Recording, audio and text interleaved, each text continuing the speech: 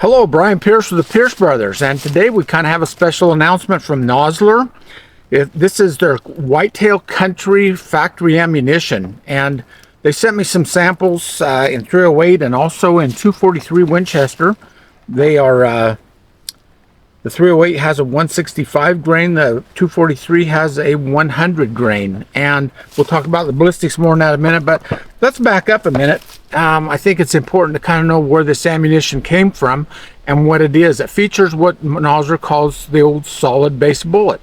Now, those of us that have been shooting hand loading a lot longer than we care to admit sometimes, if you remember going back to the 1970s, NOSLER came out with what's known as their solid base bullet, and it was a bow tail with a lead tip, and it was NOSLER quality, very high-end quality.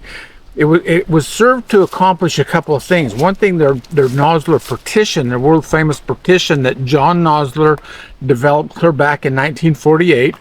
He'd shot a moose with 300 Magnum. He couldn't get it killed, and he came home and he looked at the penetration in the field, and he came home determined to build a better bullet. And that ultimately resulted in the partition, which, as its name implies, has a partition in the middle of the bullet.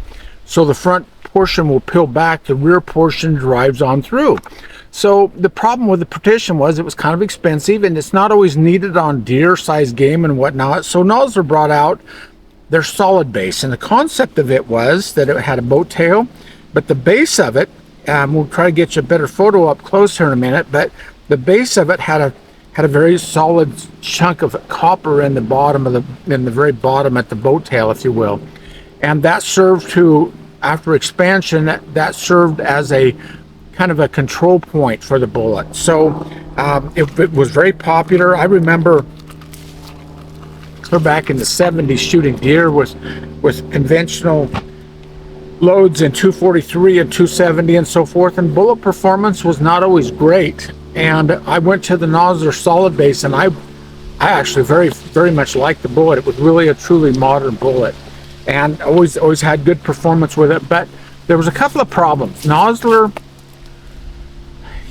technology, as we describe it, they wanted to further advance the design, and that ultimately led to the development of the ballistic tip. Now, the ballistic tip, probably, a very, very world famous bullet, and it's very universally popular in areas like Texas, where they shoot whitetail deer in brush and so forth, with where when they put a bullet in it, they want that deer dead within a very short distance.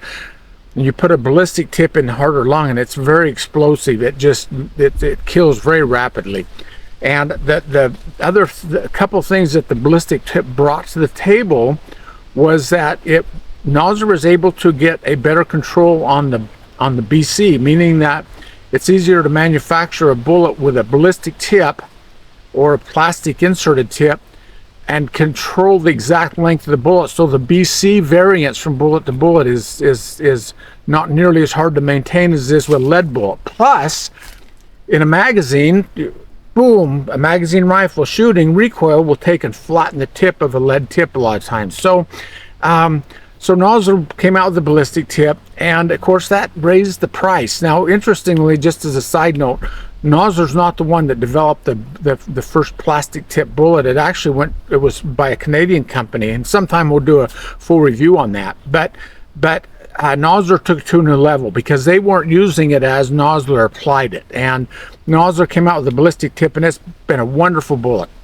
Absolutely love ballistic tips. But today we have an economy that's a little rough. Inflation's hit everybody pretty hard, and so NOSLER recognized the need for a couple things. One, shooters want a bullet that's a little less costly to produce, and therefore the original solid brace is brought back with the lead tip, and they of course are offering it in factory ammunition in what they call the whitetail country, meaning that people that shoot whitetail deer are typically in woods or in meadows where distances aren't super long, and there's really that having control of that plastic tip is not as important. So you can have a flattened tip or a little bit of variance in the tip, and it doesn't really matter at those distances. In fact, it doesn't matter at all. So by doing this, they were able to reduce the price of both the bullet and the ammunition. And of course, NOSLER ammunition is just remarkable. We've seen it many times just shoot ragged holes in sporting rifles. And I haven't tested this load yet. This is a few weeks before the October 14th announcement date on this ammo. We'll do a follow-up. We'll do a little bit of testing and shooting with it, and we'll report on that. In the meanwhile, that's what they're offering. I was going to make a point as well. If you notice, I dug out some original NOSLER solid base ammo in bullets in 6mm. I also dug out some 100 grain ballistic tip, some of the very early stuff, and they still called it the NOSLER solid base. So that just shows the transition to the ballistic tip. But that's a subject for another day. Just for reference, the NOSLER is listing these factory loads in the 243 at $29.50 with a 100 grain bullet, and in the 308 they're listing a 165 grain at $2,800. So very respectable ballistics on these. These are not a watered down load. And knowing NOSLER's capacity in manufacturing the NOSLER custom line of ammunition, I expect this stuff's going to shoot very well. So there you have it. You have a brand new product that's economically priced. That's going to fit the whitetail hunter market perfectly. And there's many other applications that the whitetail hunter is going to be a perfect load. So there you have it. We're excited to have this new load out. We will do a further test on this at a later date, and so stand by. But we wanted to get the information out on this, and thanks for joining us, and we will see you next time on the Pierce Brothers.